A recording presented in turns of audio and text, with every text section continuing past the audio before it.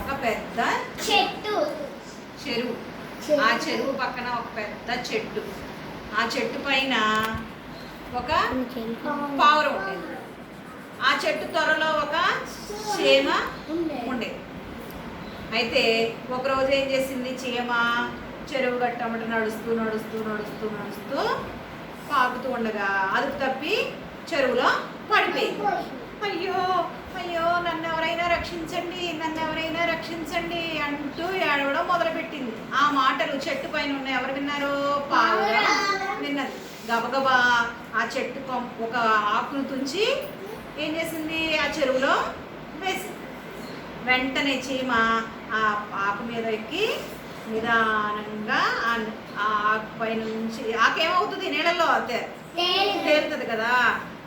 తేల్చుకుంటూ తేలుకుంటూ తేలుకుంటూ ఒడ్డుకి చేరుకుని ఎక్కడికి వెళ్ళింది?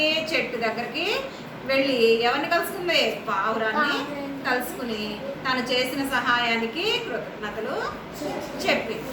దాంతో అవి రెండు కూడా అక్కడి నుంచి బెస్ట్ ఫ్రెండ్స్ అయిపోయాయి.